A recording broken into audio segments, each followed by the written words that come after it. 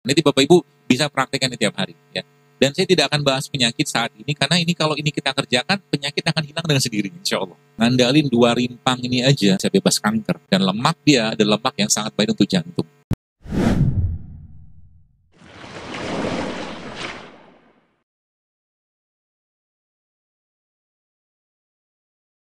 Coba Anda tanya ke orang-orang yang hamil-hamil, coba lihat, mereka semua sudah mulai meninggalkan yang nggak sehat. Kalau bahasa mereka tuh udah nggak nyampah-nyampah lagi lah badannya gitu, makannya nggak sehat.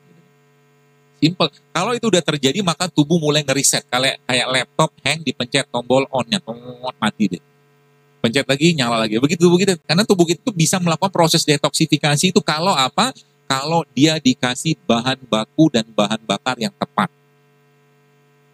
Bahan baku pertama apa? Asam amino. Bahan baku pertama, asam amino. Dari mana kita bisa dapatkan asam amino itu? Manusia Allah ciptakan dari apa? Tanah. Dalam surah Al-Mu'minun Allah bilang walaupun khalaqnal insana min sulalatin min tin, kata kami ciptakan manusia dari tanah. Maka kita butuh semua unsurnya tanah. Kita nggak bisa makan tanah. Maka kita mengambil sarinya tanah. Kita mengambil intinya tanah. Siapa yang bertugas mengambil saripati intinya tanah? Ada satu makhluk namanya lebah. Lebah itu mengambil madu kan. Madu itu diambil dari mana? Dari puncuknya bunga tadi, dari bunga atau segala macam, diambil dari akar kan sebenarnya kan. Jadi madu itu saripatinya tanah. Bahasa lainnya, madu itu adalah ya komponen asam amino terbaiknya manusia itu ada pada madu. Maka makan madu itu tiap hari. Gitu. Yang pertama asam. Yang kedua apa? Indonesia, negeri tropis. Allah menciptakan di sini satu air yang sangat steril, yang isinya isotonik air tadi, ya. Isotonik itu maksudnya sama tonisitasnya dengan cairan tubuh kita. Ya, dan dia sangat steril. Air itu namanya apa? Air kelapa. Air kelapa itu isinya asam amino juga. Subhanallah kan.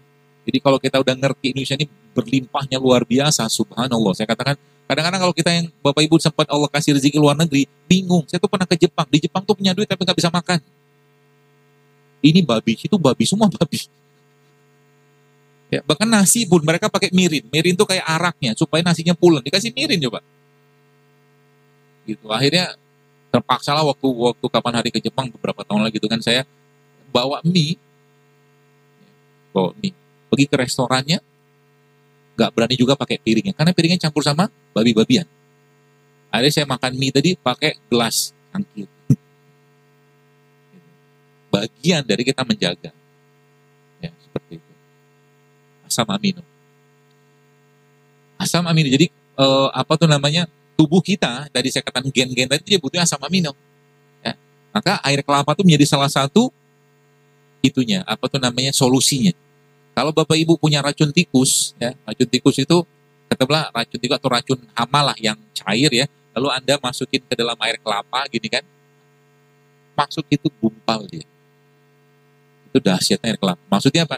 Racun tikus bisa dikoagulasi, digumpalkan sama dia, nggak bisa larut dalam airnya. Kekuatan dari air kelapa itu untuk apa ya? Untuk mencegah racun atau mengikat racun. Itulah bahasanya. Tubuh kita banyak racunnya? Banyak. Kosmetik kita banyak bahan kimia. Odol kita macam-macam tiap hari gitu kan. Maka jadwalin tuh makan atau minum air kelapa.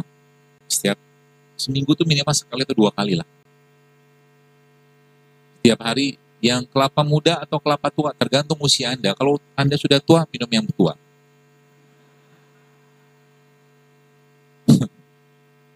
Beda, ini bukan bercanda, beneran. Karena kelapa tua sama kelapa muda beda kandungan nutriennya. Beda. Jadi kalau orang-orang dengan 50 tahun ke atas gitu kan, dia nggak butuh air kelapa yang detox, dia butuh nutrien-nutrien atau makronutriennya aja, kata guru saya gitu. Karena dia peneliti juga. Nah, termasuk orang-orang tua kayak begitu, air kelapanya diminum, santannya diminum. Santan itu sehat, asal jangan dipanaskan. Sehat. Maka ada namanya satu resep di daerah di pengobatan Ayurveda itu namanya Golden Turmeric Latte. Golden Turmeric Latte. Santan, kasih jahe, kasih kunyit, kasih kurma. Enak banget. Serius. Dan lemak dia ada lemak yang sangat baik untuk jantung. Jadi nanti kalau ibu-ibu Ibu-ibu Anda misalkan meres santan, nah santannya tadi diperesnya pakai airnya, jangan pakai air biasa. Paham ya? Jadi meres santan itu pakai airnya. Terus santannya diapain? Jangan digodok, rusak dia. Panasan pada santan kan rusak. Maka Indonesia itu kan punya satu makanan yang santan dipanasin berulang-ulang tuh. Ada daging dikasih santan, panasin. Namanya apa? Bukan, Pak. Iban. Namanya rendang kan? Siapa pemakan rendang silakan. Ya. Rendang itu diakuin sama CNN apa kalau nggak salah sebagai makanan paling enak di dunia coba, Masya Allah. Emang enak sih. Kenapa enak? Karena santan dipanasin berulang-ulang. Semua dipanasin berulang-ulang pasti enak. Coba Anda bikin sambal pakai minyak jelantah. Enak kan? Padahal kalau saya punya sambal sendiri, bawang putih, kasih cabai rawit, kasih kurma, kasih garam. Waduh, Masya Allah. Enak minta ampun. Sambal kurma bahasanya. Karena saya nggak pakai gula kan, kita pemanis kita tuh kurma. Nanti cobain ya. Jadi sambal, bawang putih, cabai rawit, kasih kurma, kasih garam sedikit, mau tambah tomat sedikit, tidak apa-apa. Ya diulek lah, masa dilihatin doang. Diulek lah, namanya juga sambal. Makannya, nih saya ajarin yang masih suka makan, nasi putih, tidak apa-apa makan aja. Ya. Tapi syaratnya harus dikasih rempah. Ini cara bikinnya begini, catat. Bapak-bapak nyatet nggak buat apa, masak juga enggak. Nono catat. Paling ente terima jadi doang. Hah? Ambil bawang merah, tapi tidak apa-apa, catat aja. Bawang merah cacah-cacah gitu, bawang putih sama serai. Oke? Bawang merah, bawang putih sama serai. Lalu si bawang merah, bawang putih sama serai, tambah sedikit sama cabai. Cabai nggak perlu cabai rawit, cabai merah biasa aja yang nggak perlu terlalu pedas, nggak apa-apa. Nanti itu ditumis pakai minyak zaitun dengan api kecil. Apinya kecil aja. Asal keluar aroma sebentar. Minyak zaitun yang apa? Jangan pakai yang cooking oil, tapi extra virgin olive oil. EVO. Atau kalau enggak, biasakan di rumah, kalau tetap pengen makan yang digoreng, pakai minyak kelapa. Minyak kelapa itu home industry sebenarnya. Bisa dibikin rumahan. Kalau minyak kelapa sawit, kapitalisasi. Kan gitu kan? Gitu. Jadi gorengnya pakai, atau tadi numisnya pakai minyak coconut oil cooking coconut oil apa namanya gitu. Ada tuh. Ya. Tumis. Gak usah panas-panas. Sampai keluar aroma sebentar, angkat, campurkan sama nasinya. Hah? Kenapa? Campur sama nasinya. Bumbu tadi itu semakin banyak semakin bagus. Terutama bawang merah sama bawang putihnya. Semakin banyak semakin bagus. Oke? Karena bawang merah, bawang putih salah satu sayuran yang nama itu alium, dia itu mengandung serat yang sangat tinggi, samping anti kanker, macak lah bawang-bawangan itu. Aduk-aduk gitu kan. Lalunya lagi, kau udah teraduk tuh, bawangnya banyak, merahnya banyak, putihnya banyak. Tambahkan sedikit dengan kismis. Dikit aja kismis buat ada rasa manisnya.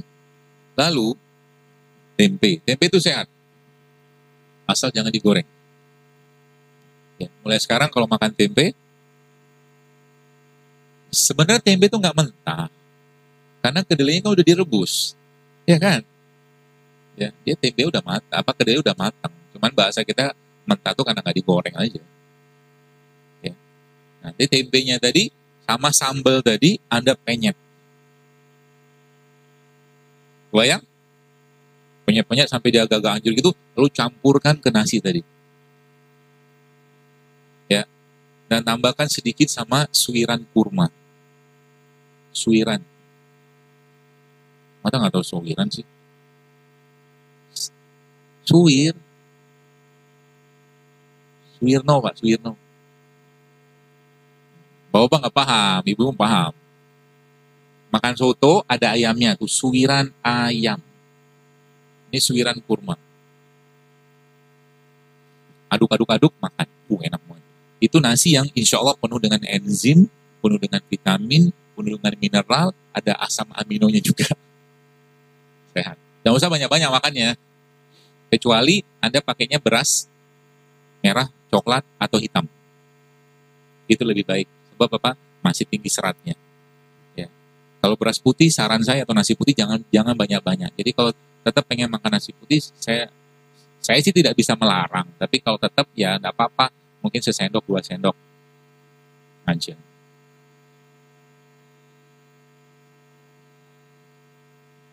Nanti lihat, Anda akan mulai percaya kata-kata saya. Ini nih udah ribuan orang ngerjain. Dan dibilang ngantuknya hilang, bapernya hilang loh. Bener-bener hilang. Zaman sekarang karena makanan yang dimakan sudah tidak banyak lagi enzim, akhirnya baperan. Gak ada enzim itu tuh apa tuh namanya membuat tubuh tuh akhirnya kerja keras mengolah makanan tadi. Gitu. Banyak. Tanda-tanda orang baper tuh apa? Mudah banget left group. Left group WA gitu. Ngomong sedikit keluar, ngomong sedikit keluar. Orang begitu sarankan tinggal di hutan saja. Gitu ya. Itu bisa dipakai. Jadi kalau mentok-mentoknya kalau saya dokter makan nasi putih gak? Jarang. Tapi kalau makan biasanya saya kasih sambal. Supaya ada enzim itu. Karena kita butuh karbo, tetap kita butuh karbo. Saya bukan penganut diet keto. Kalau keto kan gak makan karbo. Kita harus makan karbo. Untuk apa lo ciptakan sayur buah gitu kan? Kita harus makan. Saya bukan vegetarian, saya makan daging. Tapi kalau makan daging harus ngerti rules-nya dulu. Ya, minimal ada 2-3 porsi sayur atau buah yang Anda makan sebelum Anda makan daging, sehingga dagingnya gampang dicerna. Apalagi misalkan yang suka makan sate kambing nih. Sebelum makan sate kambing, supaya gampang dicerna kambingnya, minta tuh 2 porsi bawang sama cabenya. Makan. Nanti kambingnya gampang dicerna. Dan kambing itu hewan yang sangat baik, jangan dikambing hitamkan.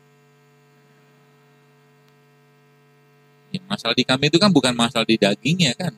Justru malah masalah karena pengolahannya, garamnya segala macam. Jadi kambing baik-baik saja. Gitu. Nah, jadi nanti ada tadi kan sama yang pertama, yang kedua apa tadi? Yang kedua probiotik. Jadi kan cara kita memperbaiki badan kita. Nanti Bapak Ibu bisa praktekkan di tiap hari. Ya. Dan saya tidak akan bahas penyakit saat ini karena ini kalau ini kita kerjakan penyakit akan hilang dengan sendirinya, insya Allah. Yang pertama dia asam amino, jadi mulai dari madu, ada kurma, ada air kelapa. Ya. Yang kedua, probiotik. Probiotik itu apa? Semua makanan fermentasi.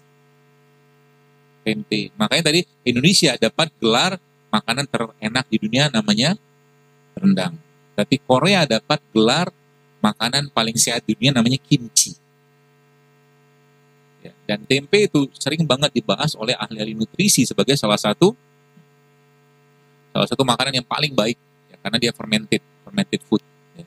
Semua yang fermentasi makanan insya Allah baik ya. Gitu. Yang kedua itu. Yang ketiga prebiotik. Prebiotik itu apa? Makanannya probiotik. Dapatnya dari mana? Terutama sayur dan buah-buahan. Itu prebiotik. Jadi kalau Anda makan tempe, usahakan makan sayur. Sehingga nanti bakteri yang ada pada tempe tadi akan tumbuh berkembang dia dengan sayur dan buah yang kita makan. Gitu ceritanya. Gitu ya. Prebiotik. Yang keempat, ya, rempah. Ya. Rempah itu contohnya apa ya? Kayak cengkeh, kayu manis, ketumbar, jinten, pala, rempah. Ya. Tiap hari, nih, 1, 2, 3, 4 ini ada asup. Berikan makanan karena itu yang kita butuhkan. Ya, di luar tadi kita bicara puasa segala macam atau mungkin herbal Nabi yang bagi sebagian yang susah mendapatkan atau mungkin belum bisa mendapatkan katakanlah beli ini itu tidak apa-apa, kita pakai produk lokal aja. Ya. Itu yang keempat prebiotik. Yang kelima rimpang. Rimpang adalah tumbuhan yang batangnya dalam tanah, itu rimpang. Ya. Ngandalin 2 rimpang ini aja, subhanallah, harusnya negeri kita ini bisa bebas kanker. 2-nya aja, jahe sama kunyit. Ya, karena kita dapetin kunyit putih kan susah. Ya, ngandalin 2-nya. Kalau boleh saya katakan, saya sempat diskusi dengan seorang teman saya, dia bilang gini, kita ini negeri yang kurang bersyukur, dia bilang, Allah kasih kita rempah, Allah kasih kita rimpang, tapi jarang kita manfaatkan. Bangga dengan minuman-minuman kemasan, bangga dengan minuman-minuman soda, bangga dengan minuman-minuman yang tinggi gula, ya sudahlah, merajalela penyakit. Kalau Anda lihat yang sekarang, Saudi Arabia, Masya Allah ya, di sana tuh apapun makanannya, minumannya soda. Betul? Soda, dari anak SD, SMP, dan siapa bilang rumah sakit di Saudi itu sepi? Rame Pak. Orang osteoporosis semua gara-gara soda. Gitu loh. Kita jangan ikut-ikutan. 350 tahun kita dijajahin, diambil rempah sama dia. Maka ganti semua tuh minuman-minuman kemasan kita dengan rempah-rempah, rimpang-rimpangan. Pagi-pagi bikin jahe, prek, kasih air panas, kasih madu, selesai. Kunyit. Jangan malu jadi pemuda rimpang. Ikhwan rimpang. Kenapa? Karena ujung-ujungnya kalau nanti Anda ketemu dengan akhwat, atau nanti ketemu sama akhwat, atau akhwat tuh nanti lagi ta'aruf, tanya, ente satu hari minum madu berapa kali? Gitu. Membahas tentang kebiasaan kesehatan. Kenapa? Kan salah satu tujuan pernikahan mau punya anak.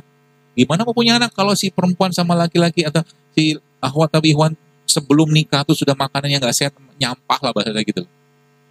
Gak bakal, susah punya keturunan, serius. Karena satu makanan yang kita makan dalam ke mulut kita masuk ke mulut kita, itu akan menjadi bagian dari gen kita. Jadi bagian dari gen kita. Saya berpesan nih kepada ibu-ibu orang tua di sini.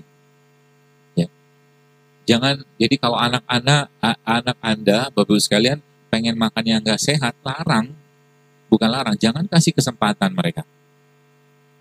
Kulkas Anda di rumah, ya, kalau misalkan belum ada anggaran untuk memenuhi kulkas dengan buah-buahan, biarin kosong aja. Gitu. Mau beli ikan, mau masak ikan, pergi ke pasar, beli ikan segar, masak, gak usah di frozen. Lebih bagus ikan fresh. Gitu. Ya.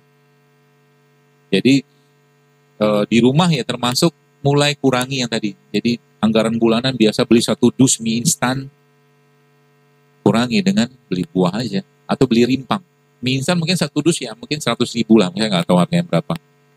Banyakin beli rimpang ya, anak-anak kenalkan dengan rimpang-rimpangan, anak-anak kenalkan dengan makanan minuman sehat, sehingga nanti kalau orang tuanya mengajarkan kayak begitu, nanti mereka nanti juga akan mengajarkan pada anak-anaknya dia, karena itu kebiasaan, habit itu diturunkan ya, seperti itu. Rimpang ya, laki-laki nih, coba bapak-bapak sekalian nih, ada 2 rempah ini dan 2 tumbuhan ini, kalau boleh saya katakan coba mulai dirutinkan diminum untuk meningkatkan atau membooster testosteronnya. Yang pertama kunyit, yang kedua habatus sauda. Ya, jadi Anda ambil kunyit, ya kunyit itu dipotong-potong aja, kasih masuk air panas nanti, lantas kasih madu nanti sedikit atau kasih jeruk nipis sedikit, lalu diminum sama habatus sauda, atau habatus sauda ini dimasukkan ke dalam air juga nggak apa-apa, dibuka kapsulnya. Itu akan membooster testosteron. Nanti kelaki-lakiannya akan muncul. Laki-laki itu kan ar-rijalu qawwamuna 'alan nisa. Gitu. Perkasa dia nanti. Insya Allah. Asal jangan makan tepung. Jangan banyak-banyak makan tepung. Ya. Itu ya. Asam amino, probiotik, prebiotik, rempah sama rimpang. Tiap hari usahakan mengasup itu. Usahakan.